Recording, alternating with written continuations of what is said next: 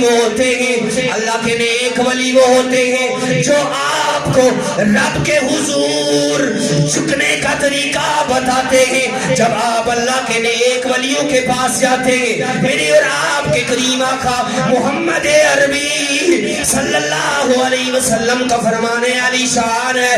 آپ نے فرمایا لوگوں میری امت کے ولیوں کی اگر پہچان کرنی ہو, جب آپ ان کے چہرے کی زیارت کریں, جب آپ ان کے چہروں کی زیارت کرو گے, آپ کو اللہ اور اللہ کا رسول یاد آئے گا. گالی ختم ہو گئی.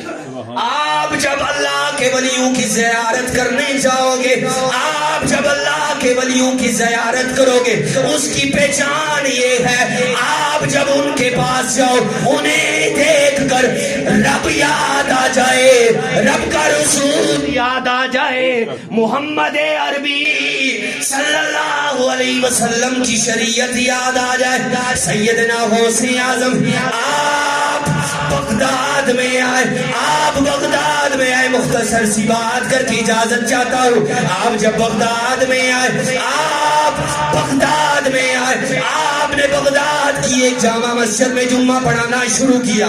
مجمع اتنا زیادہ ہوتا گیا, ایک دن آپ کو مسجد سے نکل کر مسجد میں ان بندوں کی جگہ کم پڑ گئی. آپ کو بڑے بڑے پنڈال لگانے پڑے.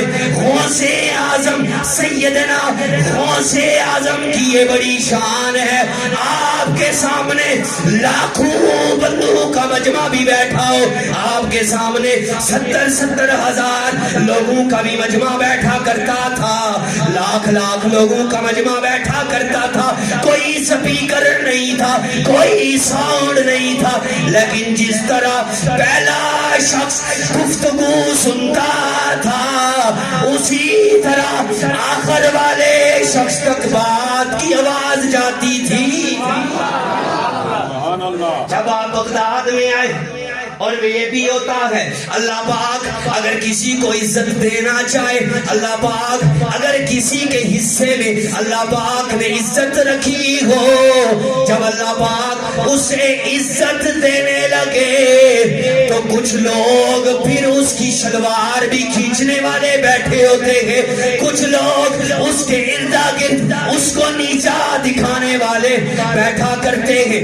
مولویوں نے آپس میں مشورہ کیا کہ جمعہ 8 دن ہوئے ان کو بغداد میں آئے ہوئے, ہم اپنے گلے پھاڑ کر تقریریں کرتے ہیں, ہمیں اتنی عرصہ گزر گئی خطابت کرتے, ہماری تقریر لوگ اتنی توجہ سے نہیں سنتے, ہماری تقریروں میں سننے والوں کی اتنی کثیر تعداد نہیں ہوتی, لیکن جمعہ 8 دن ہوئے ان کو آئے ہوئے, ان کی تعداد, ان کی سننے والوں کی تعداد لاکھوں میں جا رہی ہے, ہزاروں میں جا رہی ہے. کچھ ایسا کریں کہ یہ ادھر سے چھوڑ کر چلے جائیں.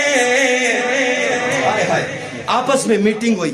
یہ جو پراپوگنڈا کرتے ہیں نا, یہ مختصر سی چھوٹی سی جگہ بیٹھتے, سر جوڑتے بیٹھتے اور کہتے ہیں کیا کرنا چاہیے, کیا کرنا چاہیے. ان میں سے ایک بات اٹھا, وہ کہنے لگا میرے پاس ایک مشورہ ہے. کیا ہے مشورہ, کیا ہے؟ بس 2-3 منٹ اوپر لگ جائیں گے, یہ میں اپنی بات کلیئر کرتا ہوں. کیا ہے مشورہ ہے. کہنے لگی کیا مشورہ؟ کہتے کہ میں مسجد کے پاس سے گزر رہا تھا, وہ فرما رہے تھے کہ مجھے اللہ پاک نے اتنی طاقت دی ہوئی ہے, اللہ پاک کی دی ہوئی میرے پاس اتنی طاقت ہے کہ میں جس طرح جس بندے کو بظاہر دیکھتا ہوں اسی طرح اندر سے بھی دیکھتا ہوں. اچھا تو اس میں کیا ہوگا؟ کہتے ہم اس طرح کرتے ہیں, ہم ایک زندے بندے کو چارپائی پہ لٹاتے ہیں. کیا کرتے ہیں؟ زندے بندے کو, بہت سارے لوگوں نے سنا بھی ہوگا, کیا بولے چارپائی پہ لٹاتے ہیں. ہم اس کو چارپائی پہ لٹاتے ہیں, کفن پہناتے ہیں, ہم لے جاتے ہیں, ہم کہیں گے حضور آپ جنازہ پڑھائیں. تو جب وہ جنازہ پڑھا لیں گے اس کے بعد یہ کھڑا ہو جائے گا, ہم کہیں گے آپ تو کہہ رہے تھے کہ آپ بظاہر بھی دیکھتے ہیں اندر بھی دیکھتے ہیں, آپ کو تو کفن کے اندر کا نہیں پتا, یہ کیا ہوا؟ المختصر انہوں نے ایک بندے کو تیار کیا, کفن میں لپیٹا, چارپائی اٹھائی, سیدنا غوث اعظم کے پاس پہنچ کے اور کہنے لگے حضور اس کا جنازہ, یہ شخص مر گیا. جب جنازہ اٹھاؤ بہت سارے لوگ لوگ ساتھ ہو جاتے ہیں، بہت سارے لوگ ساتھ ہو جاتے ہیں، لیکن جب وہ پاس پہنچے کہنے لگے حضور یہ ہمارا بندہ مر گیا، اب ہماری سب کی ایک خواہش ہے۔ ان میں سے جو بڑا بندہ تھا جس کو اپنا لیڈر بنایا تھا اس کو آگے نکالا، وہ کہنے لگا حضور ہماری یہ خواہش ہے اس شخص کا جنازہ آپ پڑھاؤ، اس شخص کا جنازہ آپ پڑھاؤ۔ آپ نے یوں نظر دوڑائی، آپ نے نظر دوڑائی چرپائی کے ایک کونے سے دوسرے کونے تک، آپ کہنے لگے بہتر یہی ہے کہ آپ خود پڑھا لو،